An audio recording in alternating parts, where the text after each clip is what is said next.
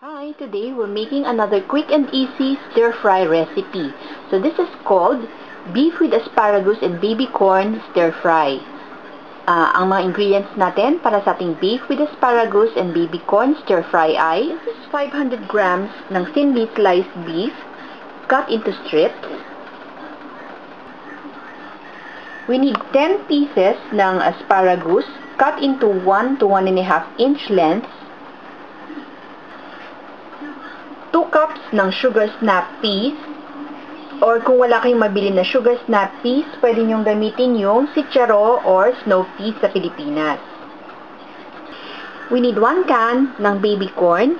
So what I have here is pre-cut baby corn. Ngayon kung ang mabibili ninyo is yung buo pa, i-cut nyo na lang into 1 to 1.5 inch lengths. This is 1 big red bell pepper cut into strips. These are 9 pieces ng shiitake mushrooms.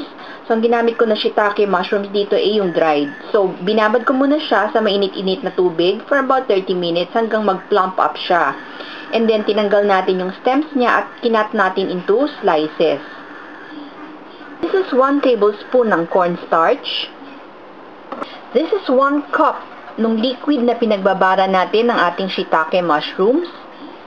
3 tablespoons ng Japanese soy sauce, 4 tablespoons ng likamki hoisin sauce, 2 tablespoons ng sesame oil, 1 tablespoon ng canola or peanut oil, at isang piraso ng Knorr chicken cube.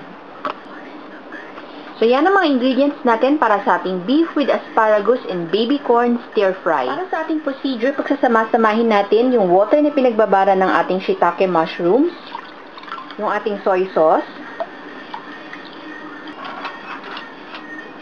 yung ating hoisin sauce,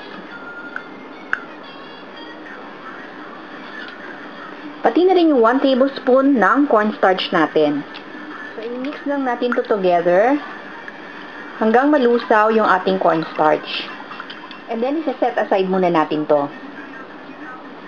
So, I have here a wok na mainit na. So, yung ating apoy is medium-high heat. So, medyo mainit yung ating kalan. I'm gonna add about a tablespoon ng canola oil. So, dun sa ating mainit na wok, i-add natin yung ating beef. At i-stir-fry natin to hanggang medyo mag-brown siya ng konti.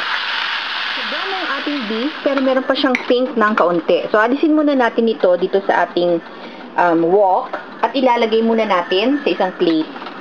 After natin ma-transfer yung ating beef doon sa isang plate, ilalagay naman natin dito sa ating mainit na wok ulit yung ating sesame oil. Ilalagay naman natin yung ating shiitake mushroom. Pati na rin yung ating baby corn. At i-stir-fry natin to hanggang medyo maluto yung ating shiitake mushrooms at saka yung ating baby corn. For about 2 to 3 minutes siguro. So, it's been 3 minutes, pwede na natin i-add yung iba pa nating vegetables. So, unahin natin yung ating asparagus, yung ating sugar snap peas, and our red bell pepper. So, stir-fry naman natin to for another minute. Yan. So, this has been stir-frying for about a minute. Pwede na natin ibalik yung beef natin. So, isasama rin natin yung juices niya.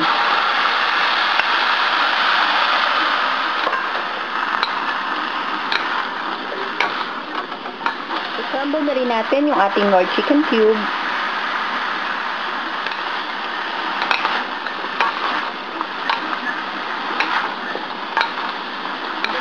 Isasama natin yung mixture ng ating pinagbabara ng shiitake, soy sauce, yung ating hoisin, at saka yung cornstarch.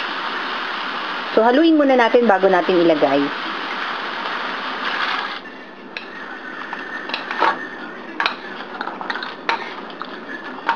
Ayan lang natin na medyo lumapot yung ating sauce bago natin to hanguin. Yan. So, malapot na yung sauce natin at yung ating mga vegetables ay luto na but still crispy. So, pwede na natin patayin yung apoy. So, this is our serving our beef with asparagus and baby corn stir-fry. So, nakita nyo naman, ang bilis-bilis natin naluto, di ba? Tamang-tama ito kapag medyo nagmamadali tayo at medyo late na tayo nakauwi ng bahay galing sa office.